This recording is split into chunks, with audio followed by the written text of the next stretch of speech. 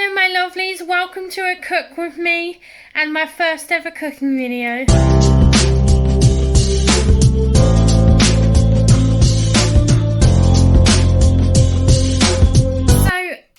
do you like the intro? Oh my goodness, it's really good. I made it myself.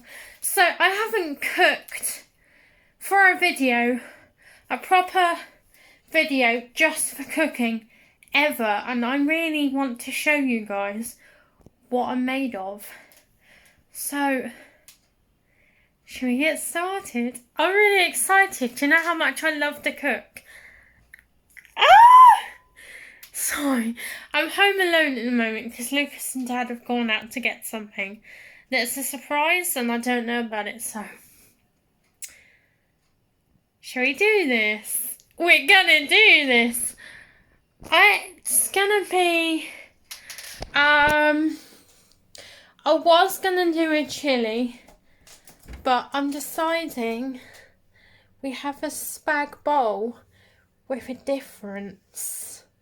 So my own twist on spag bowl. Oh!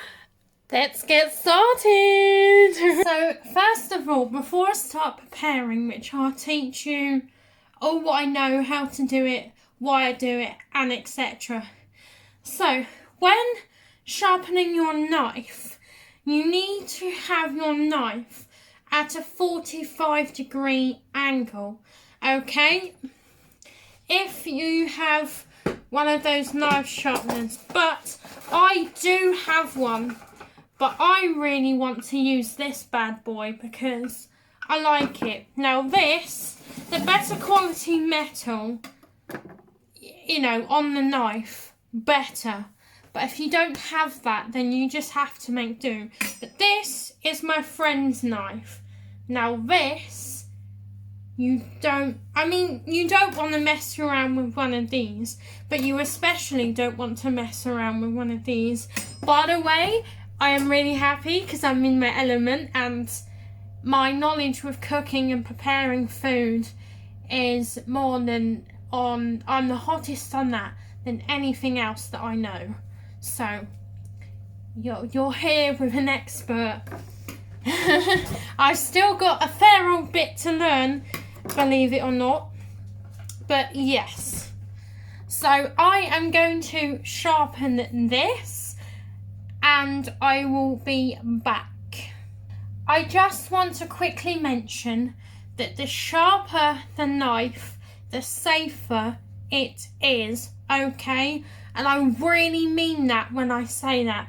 Because if you've got a blunt knife and, I don't know, you're trying to cut something and it's stuck and all of a sudden it releases, boom, you've cut yourself.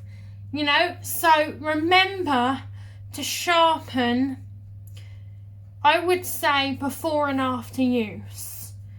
It's more after use so that it's ready for next time, but do it before in case you forgot to do it after. I do both in case I forget, I don't know.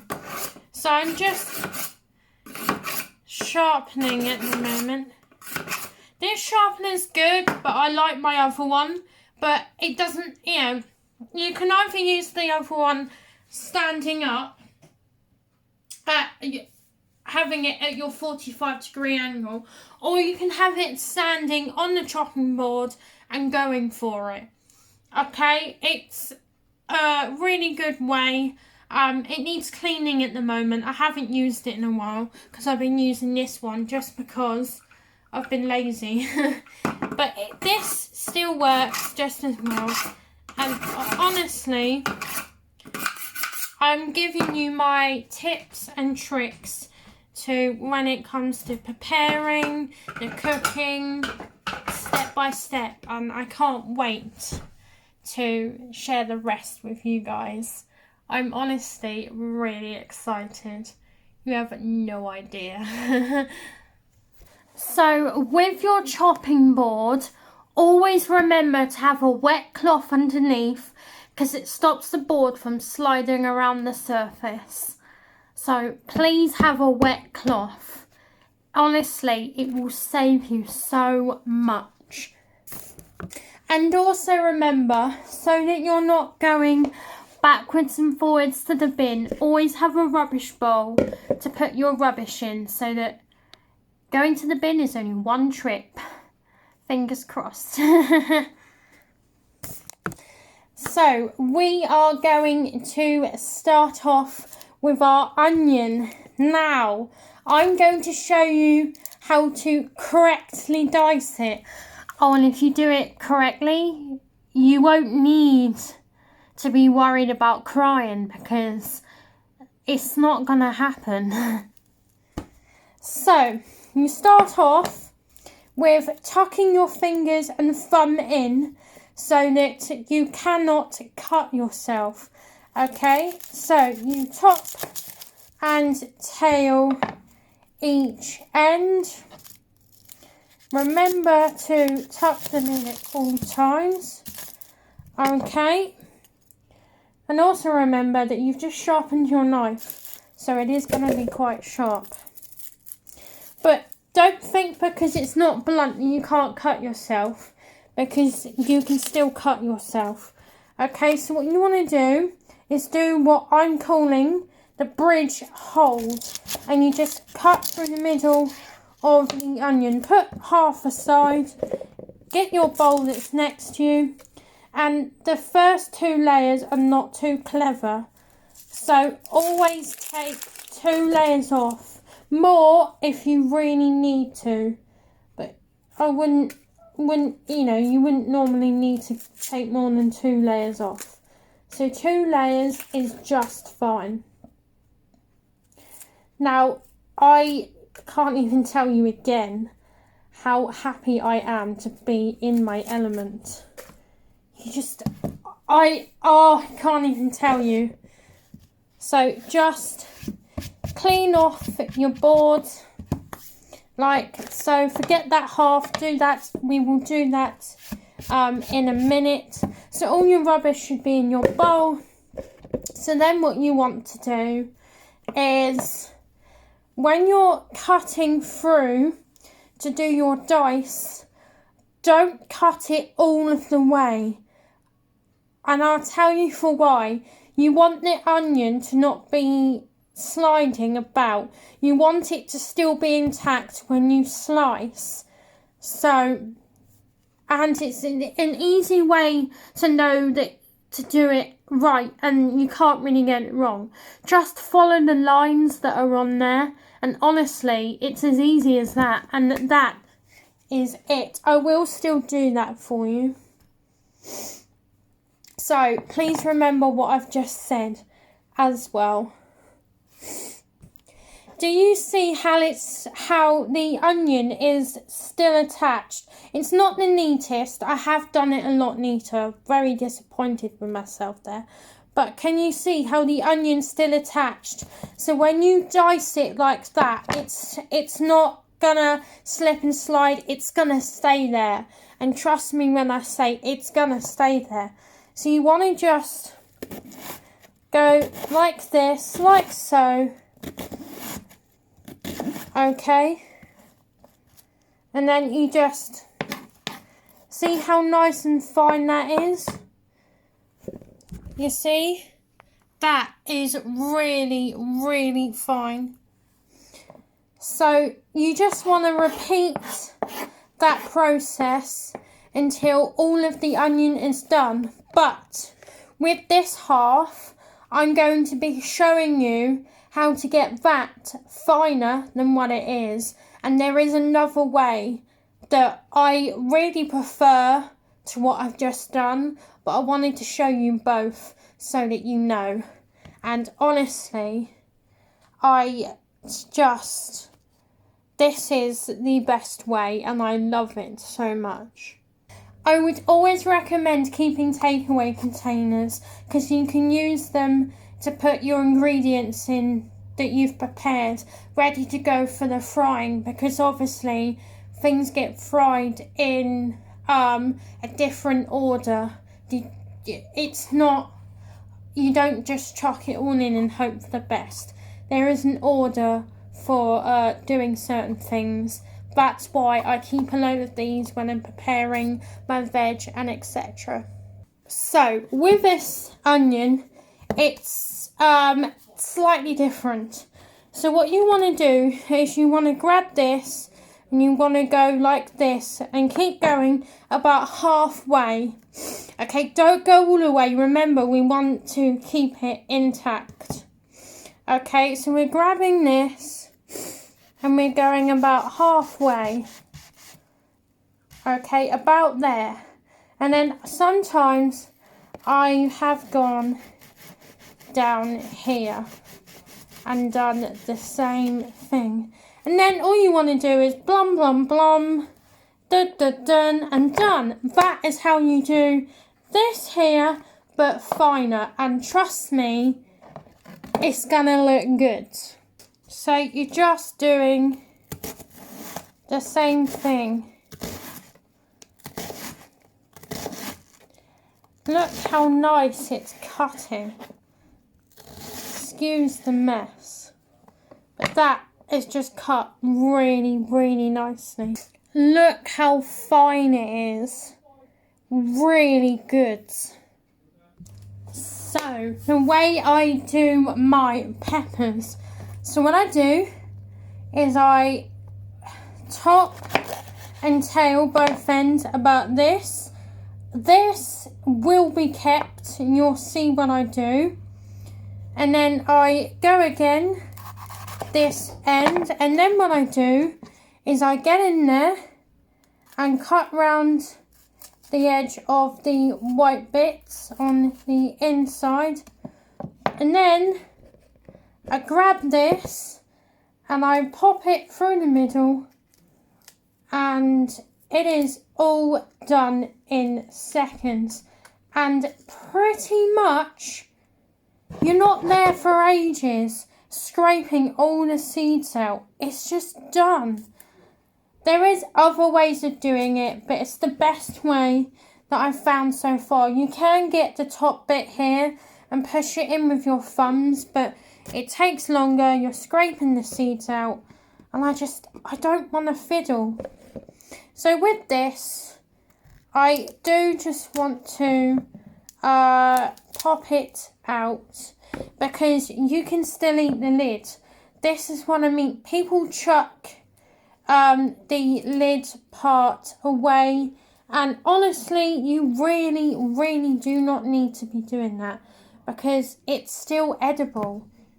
Okay, it is still edible. So my next trick, I suppose, if you cut your veg at the same size, it will cook at the same time. And I can't stress enough but to address that, because honestly, I tell people that all of the time. So you're just doing the same, chopping it, and roughly is the same size as you can get it. If it's not exactly the same size, it doesn't matter too much. Well, I know I just lectured you on the same size, but it's as near to the same size as I can get it. You don't have to be too exact. We're not in a restaurant, we're at home, so don't, be a bit relaxed about it. But that's how I've been doing my pepper. I will do the rest of it in a second. So I've just been flattening it like this, and then going in to twos, and then getting it like this. I can't chop very fast yet. I'm still learning how to do that, but I'm going slow for you guys so you can see how I'm doing it. If I chop really fast, it's difficult to see, and I want to go at your pace, not my pace, because I can go a little bit faster, but not Jamie Oliver fast. I know what you're thinking. In a spag bowl. Next up is garlic. Now, it's not a curry or anything like that. You don't want it too garlicky. You just want a little bit for a bit of kick. But we don't want to be going too mad, because there is no need. So all I do with my garlic once I've peeled it off is just grabbing it and giving it a little bit of a, you know, slice, and that's it with the garlic. I don't want to go too mad. There are other things you can do to release more flavour. You can grate it and roughly chop it, but I just want to slice it for today. Now, this is my twist. I really want to add some peas. Now, I know they never go in spag bowl, but this is my twist, and I really want peas. So, I've got my mince in here, and they're 5% less fat mince, which I really, really like. So, what I'm going to do is I'm going to fry this off until it goes brown as you do.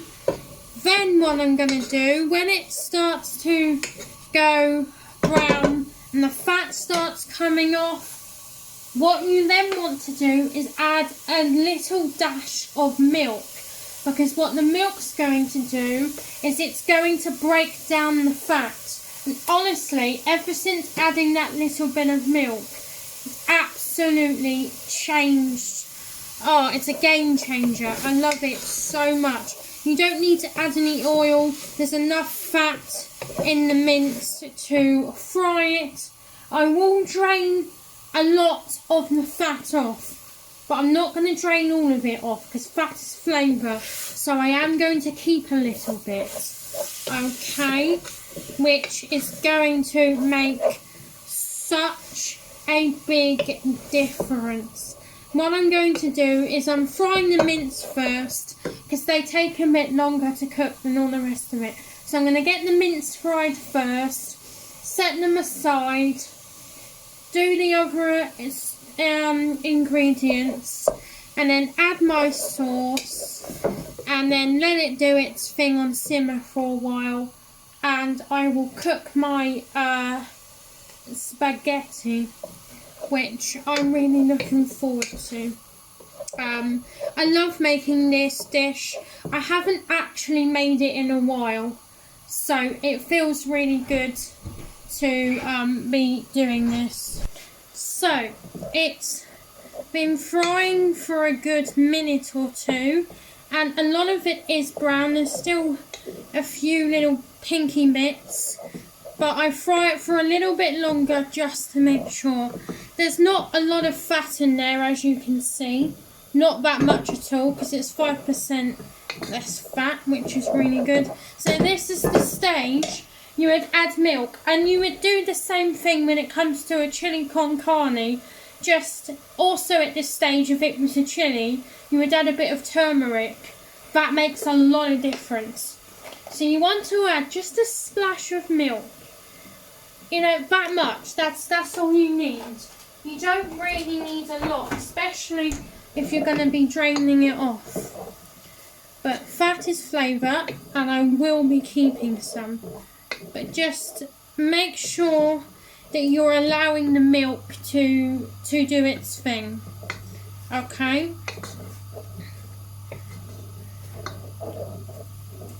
Absolutely gorgeous is what I'm going to say right at the end, because it's going to be so good. I can't wait for you guys to see the end product. And I haven't done this dish in a while. I know I've mentioned it already. So it's doing its thing. I can save some of the fat in a bowl and just drain the rest off. Stay tuned as well if you want to learn something important about the pasta later, which I really would love it if you stayed to hear about that, because it's so important. So we put the pan back on, a clean pan, get our oil, just a little splash of oil, don't want to go too mad. So now this stage, you want to turn back up the heat. You want to get your onion. Now, all you're going to do with the onion is sweat it off. Now, what I mean by that is you're not going for a marathon. You're just going to go for a little jog. That's all you're doing with it. So how you know when it's done is when the onion changes colour. That's how you know. So we're going to pop the onion into the pan and sweat it off. So all you're doing, remember, is you're going for a jog, not a sprint. Okay? That's the best way I found to describe that. So once onions have sweated, you want to put all the other ingredients into the pan and then add your sauce and the mince and all the other stuff you're going to add, and then leave it for simmer for about an hour, because that's how long mince really takes to cook. So the ingredients have been frying for a good few minutes now, which is what we want. So what we're going to do now is we're going to add our can of plum tomatoes. You can use chopped, but plum are so much nicer, and I just think the flavour is just so much nicer. Now, you see there's a lot of this left over. What I like to do is get a little bit of water, swish it round and around, and it helps use it up. There we go, easier to wash up. So then what I like to do is turn it down, just break up the plum tomatoes and just mix them in. And for nice added flavour, what I then like to do is add a nice helping of balsamic vinegar. And honestly, the difference this makes, only a small bit like that, that is all you need. So what you want to do is mix that in, and the flavour and the smell is so good. So now what you want to do is add some salt and pepper to that, leave it to simmer for about an hour, and then 5 minutes towards the end, well, 8 minutes towards the end, put your pasta on, and then it can all be done around about the same time. So for my seasoning, we're low on this actually.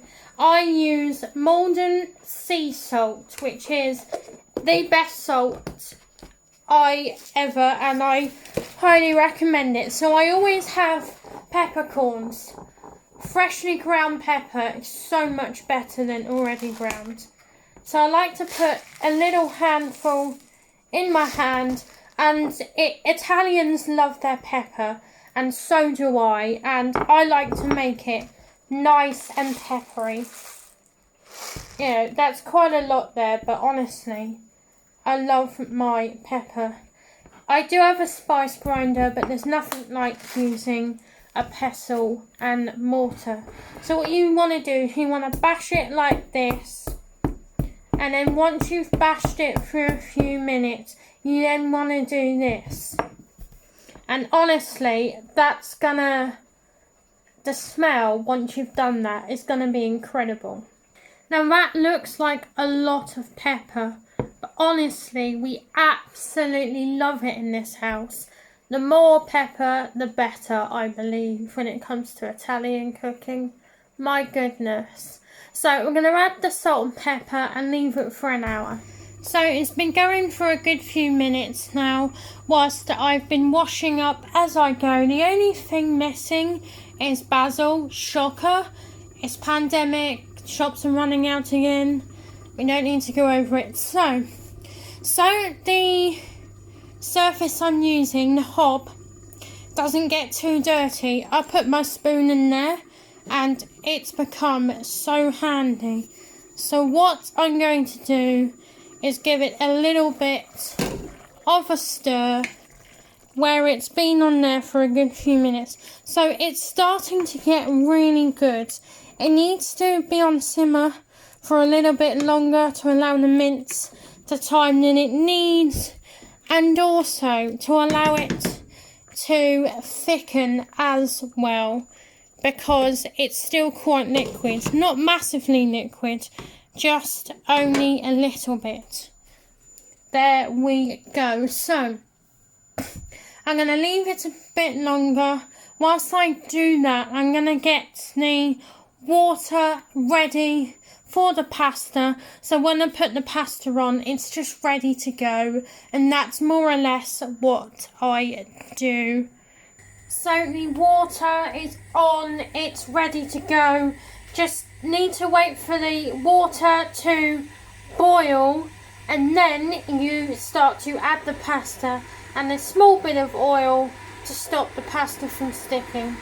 The pasta that I'm using, part of my twist to this, is the colourful pasta, which I thought would be really, really fun. So that is what is going to get used. And honestly, if you want to know where I got this colourful pasta from, it is from Lidl. And Lidl do some good selections of lots of different pastas for good prices as well. So the water is now boiling, and I can start to add my pasta, which you don't need all of that, because that there is actually quite a lot. But my family are quite hungry, so I'm going to add most of it, but not all of it. There we go. We've got plenty of pasta for next time as well. We've got loads of bags over there, you'll have no idea. Well, packets of pasta. So then what you want to do is you want to grab it and just gently push, and it will start to go in there. Okay, look at that. It is almost in there. There we go. Perfect. And that amount is good for 3 people. You don't really need a lot. You know, I'm trying to cut our portion size down because we've been having quite a lot. But that's genuinely, that's enough in there. And you just leave that for about 8 minutes, maybe a bit longer. Leave it to do its thing, and then we will be ready to serve. It might not look like a lot, but it's like rice. It doubles in size when it cooks. So don't be surprised when you see a good portion at the end. So I've moved the pasta to the bigger hob so that it cooks a little bit faster. We got the bolognese sauce in here doing its thing, looking absolutely gorgeous, and I cannot wait. The only thing is, we don't actually have any parmesan left. The only thing we've really got left is Cathedral City, so that will have to do for the top. But it's gonna look good. You know, you wait till the end. I will be serving it soonish, because the pasta is actually not far off, which is really good. The important tip that I wanted to tell you with the pasta, when it comes to draining it off, this is the important bit. I said if you want to hear about it, stay. So when you drain it off, save some of the pasta water to add to the sauce because it's flavour. Plus, also, when draining it off, don't run the cold tap, because by running the cold tap over it will take away the goodness, and you do not want to do that. You want to keep the goodness in there, okay? And this is a very important tip, which I highly suggest that you do next time that you make this, because it will make such a difference. Honestly, you want to keep as much goodness in as possible, and that flavour to add to that sauce is going to make all the difference. It's just a shame that we don't have parmesan and basil, but we're in a pandemic, so we're using what we've got. But the colourful pasta, let's have a little look at it. Look at the colours on there. Delicious. Cannot wait. So what I've done for just before serving is getting a bit of balsamic vinegar, extra virgin in there for a little bit more extra, you know, right at the end. And then when I serve it, I'm going to grate the cheese on the top, and then it will be good to go. It is nearly done.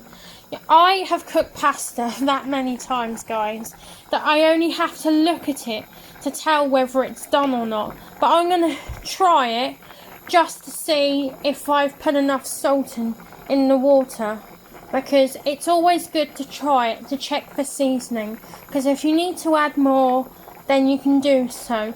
But remember, you can add but you can't take away. Okay, just remember that, guys. So now all I'm going to do is add a bit of the pasta water for the flavour, and to just because it's starting to stick. That is all you need, only that much. And then you just need to take that over there, and we're going to drain it and serve it, and it's going to look so good. Yum! And just like that, as the Italians say, the pasta is al dente. Delicious. That is ready to serve now. Yum. That is the finished product. My twist on spaghetti bolognese. Absolutely delicious. Can't wait to dive into that. So thank you so much for watching. If you want me to do more videos like this, please smash a huge thumbs up and go and subscribe. You know what to do. Love you all so much, and I'll see you next time. Bye. Mwah.